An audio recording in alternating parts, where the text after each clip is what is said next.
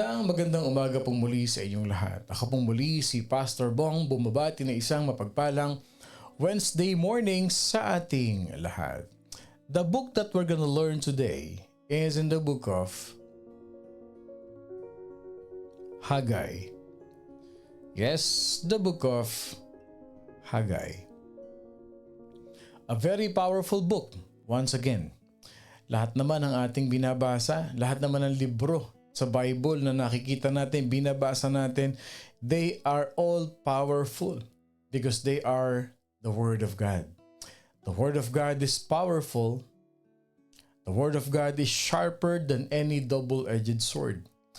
Saan natin makikita si Jesus Christ sa book of Haggai?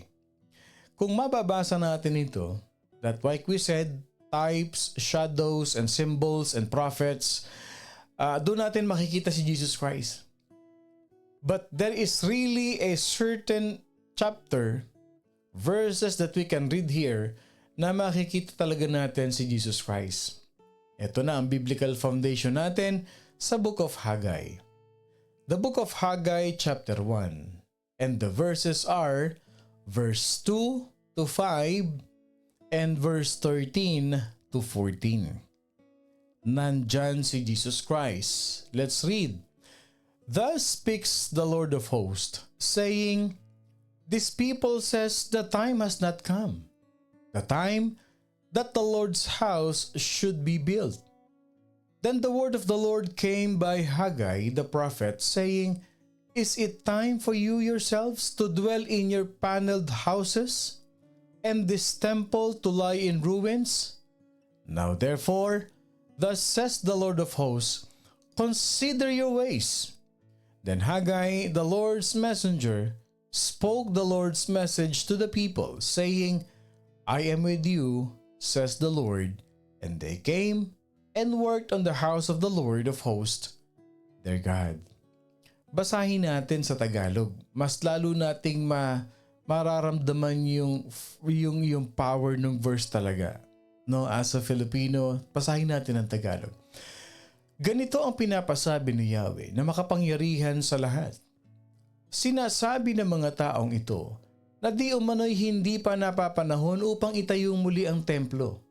Dahil dito, sa pamamagitan ni Propeta Haggai ay sinabi ni Yahweh sa sambayanan, Tama ba na manirahan kayo sa mga magaganda at maaayos na bahay, ngunit wasak naman ang aking templo? Hindi ba ninyo napapansin ang mga nangyayari sa inyo? Nalugod siya, kaya't sa pamamagitan ni Propeta Haggai ay muli niyang ipinasabi sa sambayanan, Nangangako akong kayo'y aking papatnubayan. Simula nga noon, si Yahweh ang nagbigay ng lakas ng loob sa lahat ng nagtatrabaho upang muling itayo ang templo, hindi lamang ni Zerubbabel na gobernador ng Juda at ni Josue na pinakapunong pari, kundi ng buong sambayanang lumaya at nagsibalik mula sa pagkabihag. Sama-sama at tulong-tulong din ang sinimulan ang muling pagtatayo ng templo ni Yahweh na makapangyarihan sa lahat ang kanilang Diyos. Nandyan si Jesus Christ. He is the restorer of our lost temple. He is the restorer of our lost heritage. Umpisahan na nating balangkasin. Let's start digging the Word of God. Let's start finding Jesus in the book of Haggai. Ano ang backdrop ng storya? Saan nag-umpisa? Sino si Haggai? Bakit siyang ginamit ng Panginoon? Ano ang kaugnayan niya? Papaano siya ginamit? Yan ang mga tanong na dapat natin tinatanong sa ating mga sarili. Every time we read the Word of God, every time we read the Bible, para malinaw sa ating isip, sa ating perspective, na naiintindihan natin kung papaano ang nangyari. The prophetic word of Haggai, began or comes after the return of the Jewish people to Jerusalem. Na-captive sila ng Babylonian. And then, they were being set free. Pinalaya sila ng Babylonian. Okay? Napag-usapan natin sila Haring Nebuchadnezzar. Napag-usapan natin dito yung tatlong mananampalataya at si Daniel. Napag-usapan natin that they were in captive in Babylon. Now ito, pinalaya na sila dito. And the prophetic word of Haggai came to them, which preached by prophet Haggai. So, may makikita tayo sa Bible, ang pangalan niya si Ezra. Si Ezra, ang naging trabaho niya, okay, ni-record niya yung mga remnants, yung mga remains. Ibig sabihin yung mga taong nakabalik sa Jerusalem. Pero si Haggai, binigyan niya tayo ng a very powerful insight or very powerful documentation of what happened after they had settled back into their lives in the holy city. Si Ezra, ni-record niya yung paglalakbay, yung pagbalik ng mga Jewish people pabalik ng Jerusalem. Si Haggai naman, ni-record niya anong nangyari nung makabalik na sila sa Jerusalem. Nung nagkaroon na sila ng kanya-kanya nilang pagkakataon, ano ang priority nila, anong unang ginawa nila, ano ang mga nangyari nung pagbalik nila ng Jerusalem. Okay. The people of Jerusalem, the Jewish people, the children of God had returned with instructions. Ano yung instructions sa kanila? To rebuild the temple, the house of God. To rebuild the temple, the house of God. Pinalaya sila, binigyan sila ng provision ng Panginoon Diyos na makabalik sa kanilang holy city, given an instruction na kailangan nilang buuing muli, rebuild uli ang temple ng Panginoon Diyos. And what they did is really good because they made a good start. They laid a solid foundation. But after a while, they went back to their livelihoods and they focused on the buildings or doing the things for their own convenience. Nag-umpisa nga sila. Binuo nila ulit yung pundasyon. Pero unti-unti, nawawala. Umaalis. Nababawasan ang mga gumagawa sa templo ng Panginoon Diyos. Bakit? Nag-focus sila sa paggawa nila ng kanilang mga luxurious houses while the house of God remained in ruins. Anong tawag dyan sa Tagalog? Ningas-kugon. Nagningas-kugon sila. Inumpisahan lang siguro nila perhaps, niligpit nila yung mga nasirang bato, and after that, saka na muna yan. Yung bahay muna natin na intindihin natin. Yung sarili muna natin ang unahin natin. Alam niyo ang pinapakita rito, ano sinisignify dito? Yung priority palagi. Ito pa lang, it is a perfect illustration yung sinasabi sa New Testament na put God first. Seek first the kingdom of God. And all these things shall be added unto you. Unahin mo si Lord bago ang lahat. Ang linaw ng instruction dito, rebuild the temple first. Pagdating ninyo, nakabalik kayo, unahin nyo muna yung bahay ko ha, sabi ni Lord sa kanila. The temple whose splendor had once been the object of their pride. Ano ibig sabihin nito? Yung templo na yon na ipinagmamalaki nila, yung templo na yon na kung saan excited silang pumunta, the temple where they are always worshiping God there, they experience the joy, they experience the provision of God in that temple. Anong nangyari? Yung temple na yon, it is the object of their pride. O taga dito kami ha? Taga dito kami sa Jerusalem. Ito yung templo namin. O, meron kayo niyan? It is the object of their pride. But what happened when they were captive by the Babylonians, yung mga Chaldeans, yung mga Assyrians, winasak yung templo na yan eh. And what happened was it remained as a pile of trash, a pile of ashes, overgrown with weeds. Nakakita na ba kayo nung ganyan? Have you seen that in a certain movie na yung kingdom na iniwanan, inabandona, na punong-puno ng mga damong ligaw, Na ang makikita mo na lang yung mga animals na lang na kumakain doon sa mga damo, and then the building was totally abandoned. Yun, abandoned pa lang yun. Ito, it was ruined. Winasak talaga ito. So the people of Israel, they went there, they started few things, and then suddenly they left. Nangyayari ba yan? It happens. Nangyayari. At the peak of your Christianity, at the peak of your servanthood, yung parang on fire ka palagi. Yung parang on fire ka, parang walang makatitinag sa akin. Walang makapipigil sa akin. But all of a sudden, bumababa yung momentum, bumababa yung stamina, bumababa yung excitement, bumababa yung kanilang level of work, bumababa, and then later on nakikita mo unti-unting nawawala, umaalis, hindi mo na makita. It happened to them. It happened to them. Doon pumapasok sa eksena si Haggai. Why? Because Haggai was so passionate, and the prophecies of Haggai, he awakened the Jews from their idleness. The prophecies of Haggai inspired them to resume and to complete the work of the temple. Mabuti na lang may Haggai ng panahon na yun, na ipinaunawa ni Prophet Haggai kung ano yung namimiss nila sa buhay nila, kung ano yung dapat nilang unahin, i-prioritize sa buhay nila. Continually, he spoke of Jesus. Yes, Haggai continuously declaring Jesus in his prophecies, not by his name. Paano niya dinideclare si Jesus Christ sa kanyang mga prophecy? Yung word niya, yung the name of the Lord of Hosts. Lord of Hosts. If you will read the book of Haggai, yung binasa natin kanina, how many times he mentioned Lord of Hosts, whose own words moved the people of Israel to restore their lost heritage, which is the rebuilding of the temple. Bakit? Because that temple was God's dwelling place on earth. That temple is God's house. It was where he came annually to visit his people on the Day of Atonement. And what is the purpose of that atonement?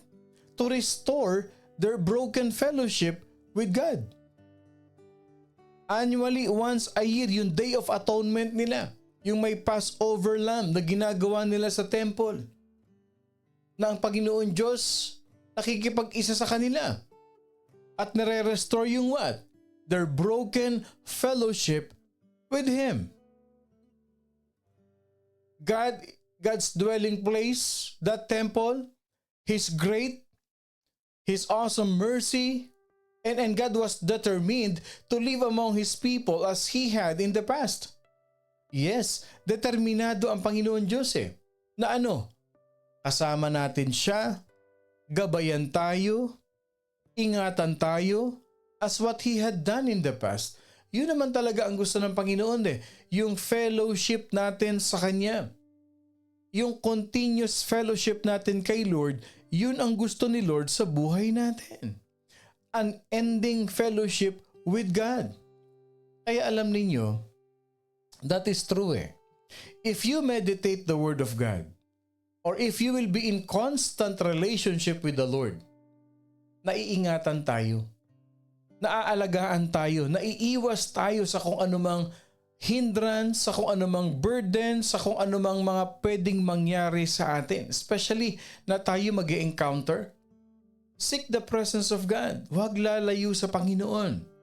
Kasi ang mga tupa na kinakain ng mga wolves, yung mga tupa na nakukuha agad ng mga devourer, yung mga nasa edge, yung mga nasa dulo, yung mga nasa wandering stage, yung mga paikot-ikot doon sa malayo sa flock, malayo sa shepherd. So they were easily devoured by the wolf. And God's desire for us, and also we need to desire to God na dapat nagfe-fellowship palagi kay Lord. The heart of God desires to restore their lost heritage during the time of Haggai. Ano ibig sabihin yan? Ito kasi yan eh. Ito ang significant sa buhay natin. All of us, we once lived in unbroken fellowship with God. And we lost that heritage in the Garden of Eden when man chooses to sin and received the judgment of God, and they were expelled from paradise. Kung mababasa ninyo sa Genesis chapter 3, mas pinili ng tao na magkasala at mapaalayas sa Garden of Eden. And from then on, simula nung panahon na yun, na tayo ay napalayas, ang humanity ay napalayas sa Garden of Eden, we have been trying to get back there to have a fellowship with God ever since. And the rest of the Bible is the story of God reaching out to us to restore our lost heritage. So kung babasahin natin ang book of Haggai, the ancient words of Haggai, the ancient prophecies of Haggai is calling upon us to consider our ways. Yung nababasa natin sa book of Haggai, hindi lang yan nandyan sa Old Testament. It is also for us to consider how we live, to consider how we talk, to consider how we think. And we must listen to His voice as He tells us what He said to the people of Israel during His days. Ano sinasabi ni Lord? Sa verse 13 ng Haggai, I am with you. I am with you. And then hundreds of years after these words of Haggai, Jesus came. Jesus Christ lived a perfect life. Yes, His life, He is perfect. All He did was good. Speaking the greatest words ever spoken. Preaching the greatest preaching ever preached. And practicing every word that He preached. Yan si Jesus Christ. Surely, His people must have loved Him. Minahal siya ng mga tao dahil sa nakita nila kay Jesus Christ. But not really. But not really. They don't really love Him. We did not want Him interfering our lifestyle. So we crucified Him. Yung mga pangangaral ng Jesus Christ, yung mga ginawa niyang pagpapagaling, doing good, alam nating minahal siya ng mga tao nun. Pero hindi niyo ba napansin at the end of the day, sila din yung mga taong nagpapako sa Kanya sa cross. Paano natin ma-apply sa buhay natin to? How can we relate to this? Yes, we say we love you, Jesus. We follow you, Jesus. We obey. We trust you. But at the end of the day, we don't really love Him. Bakit? Because we do not want Jesus Christ to interfere what we do. Ayaw natin ng pinakikialaman tayo. Ayaw natin ng pakikialaman ng buhay natin. Ayaw natin ng itutuwid tayo. Same thing with the people of Israel. So what? We crucified Him. And after His crucifixion, He was buried in a borrowed grave. Hindi nga kanya yun eh. Hiram lang yun. Kay Josephus. But He rose to life after 3 days. And He appeared to hundreds in His resurrected body. And what happened? Ano pa nangyari? He ascended back to heaven. With what? With these parting words. Yung tinatawag na parting words, yung paghihiwalay, nag-iwan si Jesus Christ. The same precious promise that He had given through Prophet Haggai. Ano yun? Matthew 28:20. I am with you always, even to the end of the age. Jesus is the restorer of our own lost heritage. Jesus is the restorer of our broken life. Jesus is the restorer of our broken thoughts. Jesus is the restorer of our broken lips. In Christ, the presence of God visited our world a final time. Yes. In Christ, pakinggan nyo ito ha. Through Jesus Christ, the presence of God manifested in our world, manifested in our life, the final time. Not in a temple that is made and rebuilt with human hands, but in a body that was prepared for Him. It is all about His grace, that we do not need to enter a temple that is made of brick, that is made of mortar, and much less overlaid in gold, just like the temple of Jerusalem. May gold, malaking templo. Bakit? Siya na mismo yung papasok sa iyo at magre-restore sa iyo. Lahat tayo. Ang tawag dyan, work in progress tayong lahat. How many of you will agree with me that all of us, while we are in this world, we are all under renovation. We are all under restoration. Even ako, bilang pastor, ikaw, ako, lahat tayo mga kapatid, we are all work in progress. Kaya wag nating tignan yung dumi ng iba. Wag nating tignan yung kasiraan ng iba. Wag nating tignan na pangit ang haligi nito, hindi maganda yung bintana nito, may butas yung bubong niya, yung sahig niya baku-bako. Wag nating tignan yun eh. Kasi kung titignan din natin yung sarili natin, we are also under progress. We are all under construction. We are all under restoration. God clothed Himself in human flesh. He entered the temple of flesh and blood to meet with us. Kaya hindi tayo pwedeng magmalaki. None of us is righteous. It is all by the righteousness of Jesus Christ.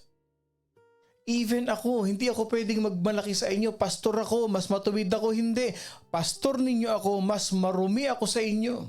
Mas masama akong tao kaysa sa inyo.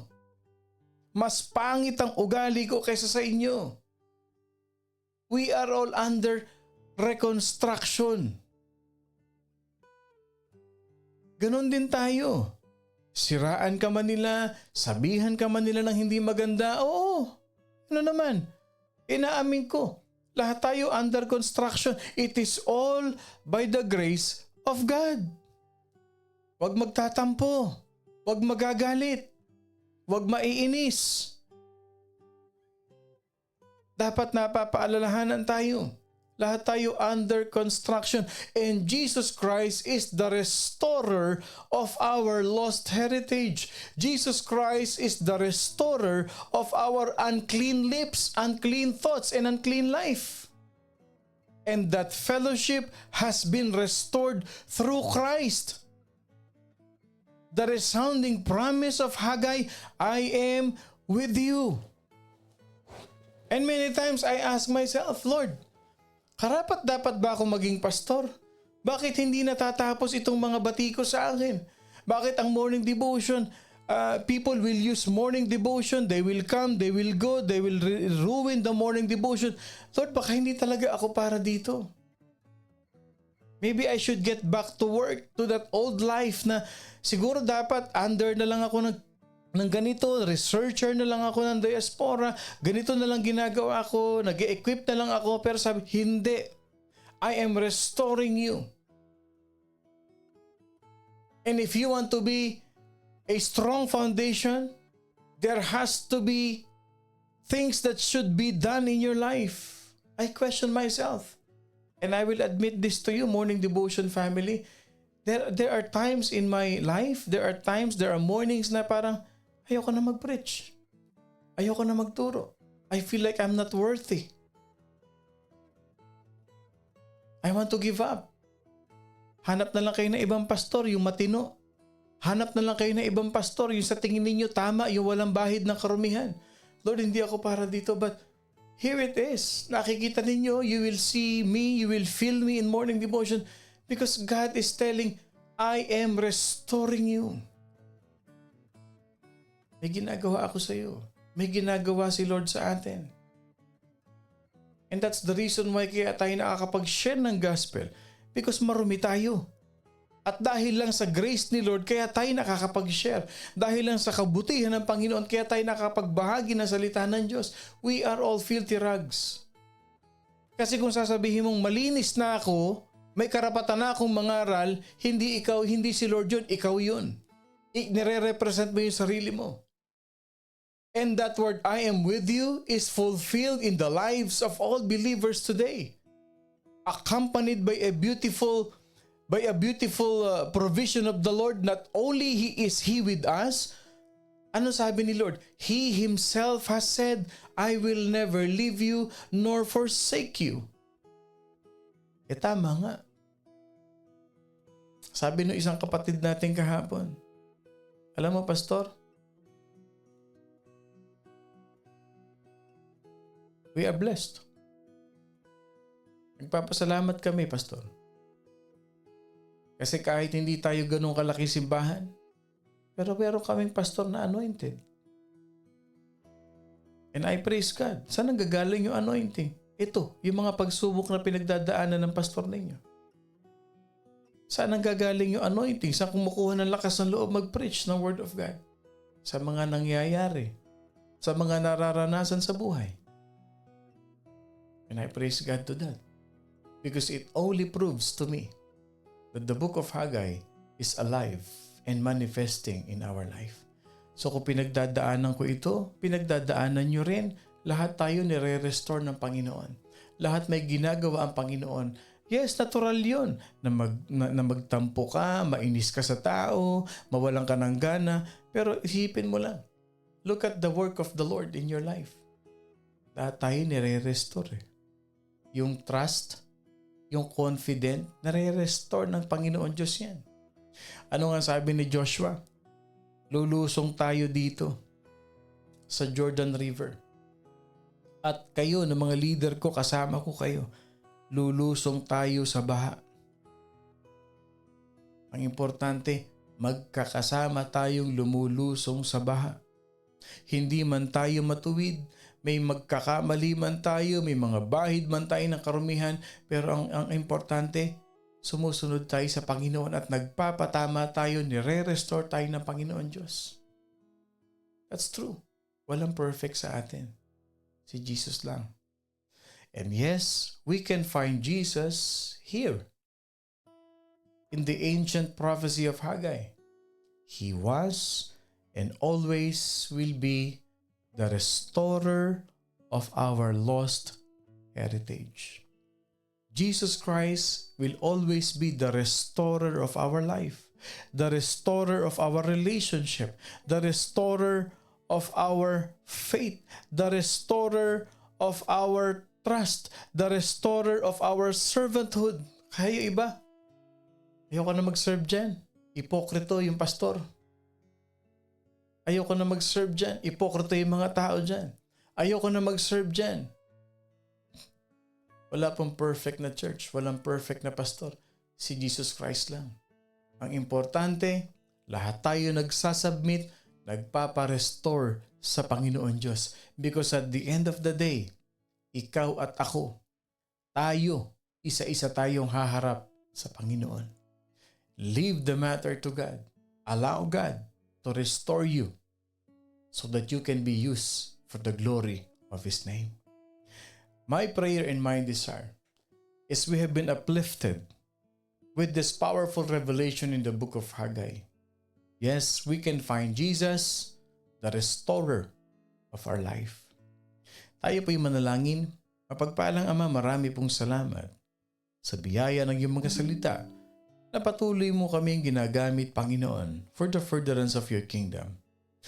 At nagpapasalamat din kami, Panginoon, na sa araw-araw ng aming buhay, nire-restore mo kami. Inaayos mo kami. Ginagabayan mo kami, Panginoon. Saan mo man kami dalhin, naniniwala kami, Panginoon, na may purpose ka sa buhay namin. Saan mo man ako gamitin, Panginoon Diyos, dito man, sa Middle East man, o kung saan man, Panginoon Diyos, naniniwala po ako na ako'y palagi niyong sasamahan, Panginoon. Kung ano ipagawa mo, Panginoon, kung saan mo ako gagamitin, kung saan mo ako dadalhin, susunod ako, Panginoon. Susunod kaming lahat sa iyo, Panginoon Diyos. Dahil ikaw, Panginoon, ang author and finisher of our faith. We give you all the glory, we give you all the honor, and let your will be done in our life. Let your will be done in my life. And I will hold on to your promise, Father God, that you will never leave us. We will hold on to that you will never forsake us. As we pray all of these things in the name of the Father, the Son, and of the Holy Spirit. In Jesus' name we pray. Amen. And amen. And amen. Ako pong muli si Pastor Bong, bumabati na isang mapagpalang Wednesday morning sa ating lahat. Laging tatandaan, always submit to the will of God, who will always restore us for His glory. At wag na wag niyong kakalimutan, we are indeed blessed by God. I love you all, mga kapatid, with the love of the Lord. No matter what happens, andito ang morning devotion. Saan man tayo dalhin, ang morning devotion, laging pagsasama-samahin ng ating Panginoon Diyos. We are indeed blessed by God. I love you all with the love of the Lord.